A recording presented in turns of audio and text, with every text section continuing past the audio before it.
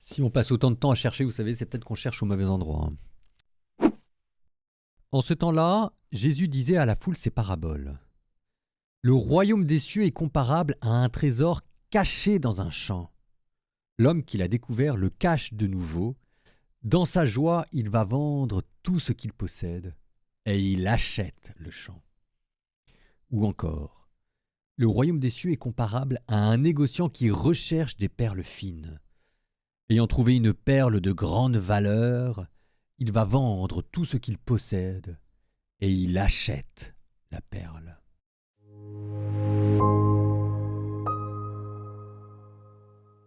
Ah, je me suis trompé. Ça, c'est un petit rajout. Je me suis aperçu que je m'étais trompé dans la lecture et dans le commentaire. Donc, j'ai changé la lecture. Ouais, écoutez, ce que je vous propose, c'est une fois. Vous m'autorisez. Le commentaire ne sera pas tout à fait adéquat avec l'évangile du jour. Je me suis planté. Il fallait bien que ça arrive à un moment donné. Il sera question de l'Église apostolique. C'était en fait, c'était un évangile qu'on a déjà entendu il y a un mois. Je me suis planté en appuyant sur le bouton. Je m'en suis aperçu trop tard, mais j'étais content de mon commentaire, alors je vous le donne. Donc, l'Église est apostolique parce qu'elle a été fondée par les apôtres. Ça, c'est l'origine historique. Ensuite, parce qu'elle transmet l'enseignement des apôtres, mais aussi parce qu'il y a ce qu'on appelle la succession apostolique. Alors, la succession apostolique, ça veut dire que le ministère, la mission qui avait été confiée à la figure historique des 12, cette mission, elle a été reprise et elle continue aujourd'hui. La succession apostolique, ça ne veut pas simplement dire que les apôtres ont eu des successeurs, c'est-à-dire que leur boulot a été assumé, a été repris. Donc, on y va, les apôtres comme fondement irrépétable. Ils sont les fondements de l'Église, et que un fondement, par définition, ça ne se répète pas. Alors, il y a des sens très précis dans lesquels les apôtres sont irremplaçables. C'est-à-dire que d'abord, ils ont été formés par Jésus lui-même, et ça leur appartient en propre. Ensuite, ils ont été témoins de sa résurrection, et envoyés par Jésus pour fonder des églises. Et que ça ne va pas changer, et que maintenant les apôtres qui sont au ciel continuent d'être irremplaçables dans ce terme-là. C'est ce que vous dit le catéchisme de l'Église catholique. Elle continue à être enseignée, sanctifiée, dirigée par les apôtres jusqu'au retour du Christ. C'est-à-dire que maintenant, les apôtres sont dans le ciel, c'est ce que disait Jésus, vous siégerez avec moi sur 12 trônes de gloire et vous jugerez les 12 tribus d'Israël, qu'ils continuent de veiller sur notre peuple et que les évêques, qui sont leurs successeurs sur terre, participent à leur mission qui continue d'être exercée au ciel. Père éternel, tu n'abandonnes pas ton troupeau, mais tu le gardes par tes bienheureux apôtres sous ta constante protection. Ça vous rappelle l'aspect surnaturel, que l'Église vient du ciel et que c'est autour du Christ et de ses apôtres qu'elle a été construite. Donc voilà, il n'y aura pas de nouveaux apôtres, clôture de la révélation publique, et les apôtres continuent d'exercer leur mission. Citation, la mission divine confiée par Jésus aux apôtres est destinée à durer jusqu'à la fin des siècles, étant donné que l'évangile qu'ils doivent transmettre est pour toute l'Église principe de toute sa vie, etc., etc. C'est pourquoi les apôtres prirent soin d'instituer des successeurs. Et c'est là où on arrive à cet aspect, cette fois-ci, qui est transmissible, qui continue. La succession apostolique. C'est comme si les successeurs des apôtres sur terre, qui participent à la mission des apôtres dans le ciel, exercent, représentent en leur nom cette mission qu'ils continuent d'effectuer avec nous sur terre. Alors ça, c'est un point qui mérite d'être repris peut-être, parce que ça fait partie des pierres d'achoppement avec les protestants. On n'est pas d'accord là-dessus, Les protestants, vous dites qu'il y a bien une continuité de la parole. Les catholiques vous disent qu'il y a une continuité de la parole, il y a une continuité des apôtres, mais il y a aussi une continuité de l'office apostolique sur terre. Il y a des successeurs aux apôtres. Derrière, c'est toute la question de savoir si jamais on est en train de sacraliser une institution. Alors, c'est pour ça que le catéchisme avait bien soin de vous dire que les apôtres n'ont pas une mission autonome à Jésus, c'est Jésus qui agit à travers eux. La citation... Sans moi, vous ne pouvez rien faire. Sans Jésus, les apôtres ne peuvent rien faire. Sans Jésus, l'institution ne peut rien faire. Bon, maintenant, je reviens à la succession apostolique. Ça se trouve où, ça, dans la Bible ? D'abord, Matthieu, chapitre 28, verset 20. C'est au moment de partir de terre. Jésus dit à ses apôtres, « Voici que je vous envoie apostoloi ». Apostoloi en grec, c'est celui qui est envoyé. « Voici que je vous envoie. Allez baptiser toutes les nations au nom du Père et du Fils et du Saint-Esprit. Et voici que moi, je suis avec vous jusqu'à la fin des temps. » Alors évidemment, c'est à nous tous que Dieu s'adresse, à l'Église sur terre. Enfin, les premiers destinataires de cette parole, voici que moi je suis avec vous jusqu'à la fin des temps, c'est les apôtres. Et en fait, il faut imaginer que les apôtres, ils étaient tellement pris par cette mission que leur a confiée Jésus que ça pouvait pas s'arrêter avec leur mort. Ils sont montés au ciel avec. C'est comme Élie, quoi. Élie, quand il y a l'assomption d'Élie, quand il monte sur son char de feu pour aller au ciel, c'est pas qu'il arrête de travailler, c'est qu'il est tellement pris par le zèle de sa mission. C'est comme si Dieu lui disait: ah, on va pas s'arrêter là maintenant. Maintenant, je vais te donner enfin les moyens de bien bosser. Viens avec moi au ciel. On change de back-office, si je puis dire. Là, on sort l'artillerie lourde et puis ça permet de bien bosser. Et ben, c'est de la même manière que les apôtres sont avec Jésus jusqu'à la fin des temps, eux qui siègent sur 12 trônes de gloire. Donc ça veut dire que la mission des apôtres continue.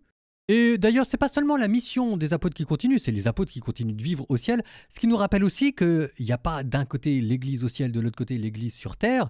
C'est que l'Église du ciel et de la terre est unie. On appelle la communion des saints. La société céleste, la communauté des bienheureux, eh ben nous sommes unis aux apôtres. Eux, ils vivent dans le ciel, nous sur terre, et nous appartenons à leur Église. Parce que notre Église, c'est la leur, elle a été fondée par eux. Donc c'est ça aussi ce que ça veut dire. Nous sommes compagnons des anges et des saints qui vivent dans le ciel. Ok, premier fondement scripturaire, Matthieu 28, 20, et puis alors après, vous avez le grand fondement, c'est impossible de passer à côté, hein. Actes des apôtres, chapitre 1. Judas est mort. Judas faisait partie des 12. Le problème, c'est que maintenant, quand les 12 sont plus que 11, bah forcément, la symbolique, elle n'est plus tout à fait là. Donc, Pierre dit, on va remplacer Judas. On va lui trouver quelqu'un qui va hériter de sa charge. Et alors, ce qui est intéressant, c'est que quand on dit il va hériter de sa charge, le terme grec qui est utilisé, c'est le mot épiscopé, qui a donné épiscopal, qui a donné le mot évêque. Donc, on vous dit que Judas avait une charge d'évêque, qu'il a failli dans sa mission et il allait se suicider. Et donc on reprend sa charge d'évêque et on va la confier à un successeur.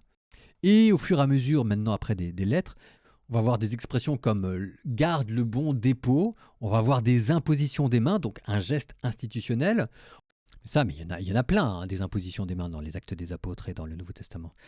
Et il y a un petit côté institution, hein, dans l'imposition des mains. C'est pas simplement une petite bénédiction, c'est un rite dans une église qui confère une grâce d'État pour une mission particulière. On va voir des lettres pastorales à Tite, à Timothée, où on parle de la charge d'évêque, on parle de la charge de responsable. Donc il n'y a pas encore de théorie systématique, mais on vous parle d'évêque, on vous parle de presbytre, on vous parle de diacre. Donc comme si jamais il y avait déjà une structuration ministérielle stable qui est en train d'arriver. Elle est encore un peu floue parce que certains termes deviennent un peu interchangeables, etc. On n'en est qu'au début, mais on sent que le mouvement va par là. Et de la même manière que Pierre institue à Judas un successeur, vous voyez aussi comment est-ce que Paul institue ses propres successeurs dans la personne de Timothée de Tite à qui on impose les mains et qui deviennent responsables de communautés locales. Et ensuite, ça continue dans l'église primitive, la succession apostolique, c'est-à-dire savoir de qui vous aviez reçu l'autorisation, le mandat, la mission d'apôtre, d'évêque, de pasteur. Et c'était une garantie doctrinale pour saint Irénée. Ou alors c'est de s'assurer la continuité mystérielle, ça c'est Clément de Rome. C'est comme si jamais ça permettait de retracer par une sorte de contact physique votre action à celle des apôtres et ultimement à celle du Christ. Cette apostolicité, c'est ce qui fait que vous ayez un contact physique avec la première église et avec le Christ. Donc il y a bien une institution, une structure qui traverse l'Église, et c'est cette structure qu'on appelle l'apostolicité de l'Église, et qui est reprise. Alors petite remarque sur le fait qu'il y ait à la fois quelque chose qui soit propre, irréductible aux 12 premiers apôtres, et puis quelque chose aussi qui peut être transmis, c'est que vous voyez par exemple pour les premiers on parle d'apôtres, et ensuite maintenant on parle d'évêques. C'est pas tout à fait le même mot, c'est pour bien montrer la toute petite différence. De la même manière, il y en avait 12, maintenant il y en a je sais pas combien. Alors là, c'est un tout petit peu différent, je pense que c'est parce qu'au début, l'Église était principalement, exclusivement composée de judéo-chrétiens et qu'il s'agissait de reformer cet Israël dans la tête de Jésus, de le refonder, de l'accomplir. Et puis au fur et à mesure que l'Église est ouverte aux pagano-chrétiens, forcément la symbolique du 12 qui signifiait d'abord Israël, c'est un tout petit peu perdu au fur et à mesure que l'on s'est ouvert sur l'universalité.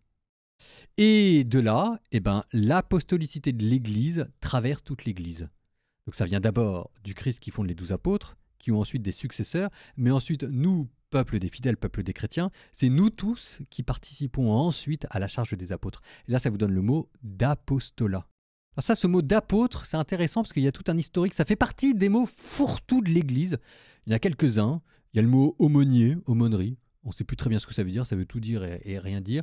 L'apostolat, On l'utilise énormément, on l'utilisait énormément, c'est un peu passé de mode, ça a été remplacé par un autre mot valise, c'est le mot de mission. En ce moment dans l'église, tout le monde est missionnaire et tout le monde a une mission. Bon, c'est à la fois vrai, mais au fur et à mesure que ça devient universel, ça perd un petit peu en sa valeur. En tout cas, le mot d'apostolat, c'est intéressant de voir ce que ça signifie, de voir les mutations de ce concept. Donc au début, apostolat, ça désigne la fonction d'apôtre, c'est-à-dire une mission hiérarchique et une garantie doctrinale. C'est-à-dire que vous pouviez dire que vous étiez apôtre, apostolique, dans le sens où vous remontiez jusqu'aux apôtres. Je vous l'ai dit, Saint-Irénée de Lyon, c'est un des critères de la véracité d'une église. Est-ce qu'elle remonte aux apôtres? Est-ce que typiquement, si jamais Saint Paul revenait, enfin Saint-Pierre, pour vraiment prendre l'exemple de l'apôtre, si jamais il devait choisir une église, où est-ce qu'il se sentirait le mieux? Ou plutôt, pour mieux le dire, où est-ce qu'il se sentirait chez lui? Bon, ensuite, au Moyen-Âge, apostolat a commencé à désigner une mission confiée par l'Église. Donc là, c'était plutôt pensé en termes juridictionnels.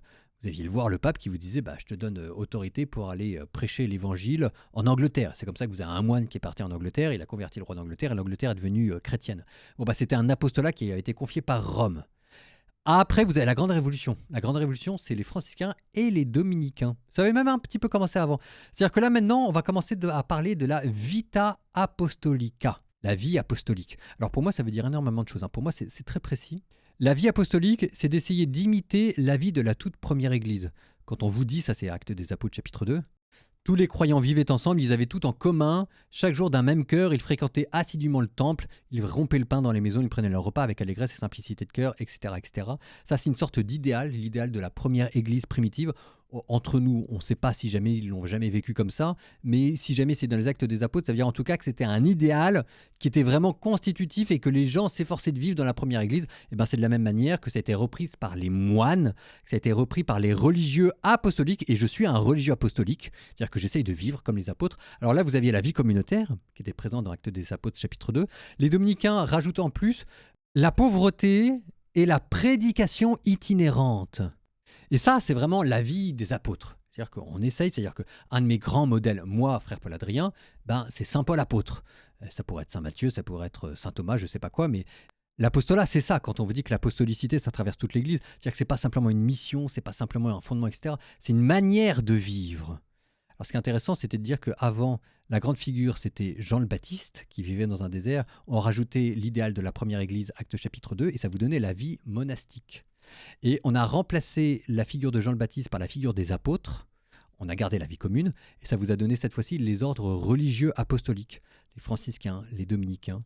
Et alors après, arrive la découverte du Nouveau Monde, et les jésuites la découvrent qu'en fait, il faut passer encore à un autre niveau. Et là, maintenant, l'apostolat va devenir de la mission. On envoyait dans des pays étrangers pour aller prêcher l'évangile. Ça existait déjà avant, les franciscains le faisaient déjà un petit peu, les dominicains aussi, mais ça va être constitutif vraiment des jésuites. Et là, on commence à se rapprocher du mot moderne dans lequel on dit que l'apostolat, c'est une sorte de missionnaire. Et ensuite, 20e siècle, révolution théologique, l'apostolat qui avant était considéré d'abord du point de vue de la hiérarchie ou de la vie consacrée, va être maintenant étendu à l'action de l'Église entière.